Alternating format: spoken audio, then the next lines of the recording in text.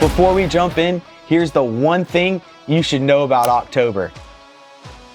It wasn't slow, it wasn't sleepy, and it definitely didn't act like a typical fall month. A few very clear patterns showed up, and if you own or you're thinking about making a move on 30A, these are the trends worth paying attention to.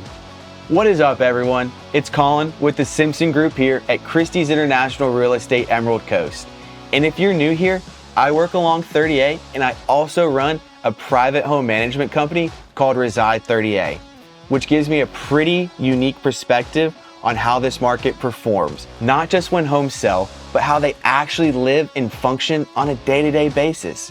My goal with these updates is to give you a clear, honest read on what's happening out here. No dramatics, just the real rhythm of this market, and here is what October looked like. East 30A was busy this month, noticeably more active than a typical October here. Our average list price was $2.78 million, and our average sales price was $2.13 million. Last year's sales average was higher, but again, that's tied to the mix of homes that's closed, not a drop in values. Where things stood out is activity. 88 closings this October versus 57 last October. Now that is a meaningful jump. And then when you zoom out, year-to-date closings, they are up. Year-to-date pendings are up, and high-end pendings, $5 million or over, they outperformed last year. Inventory, it barely moved. We had 817 active listings this year versus 838 last year, which shows demand is matching supply almost perfectly. This is the type of environment where well-priced homes get attention, and they get attention quick. The West End didn't move in the same volume, but the price points were strong. Our average sales price there was $2.45 million this October versus last year was $1.61 million. We had two $5 million plus deals, which helped drive that. But even outside of those sales, West 30A saw a healthy activity in the upper price ranges.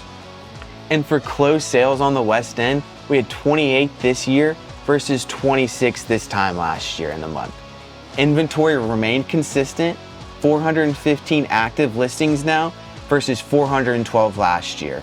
And new listings were noticeably higher, giving buyers a better spread of options to pick from. West 30A continues to show very steady demand, especially with homes with strong finishes or in those prime locations. And for our goal fronts, the most reliable indicator here of market confidence on 30A. And for East End goal fronts, we had 24 active properties. Our average list price per square foot was $2,843, just depending on the level of finishes and new construction or not. We had 2 closings this October, 17 goal front closings year to date, up from 11 last year. We also have 3 more pending. This is one of the strongest goal front years we've had recently on the East End. For our West End goal fronts, we've got 14 active, and the average price per square foot is $2,418. We had 1 close this October with 1 more pending. Our goal front here, it's always low in inventory by nature, and this year showed steady, solid movement, especially on that East End of 30A. For Camp Creek, it's quiet momentum plus strong pricing. Camp Creek continues to be a surprisingly active pocket here along 30A.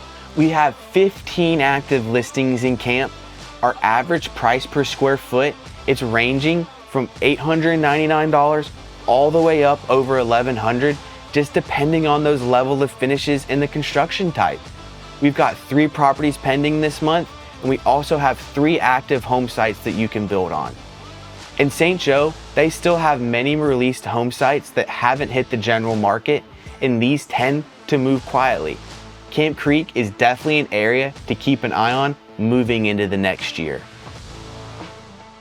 For watercolor, it's still one of the steadiest markets on 30A. Watercolor posted another strong month.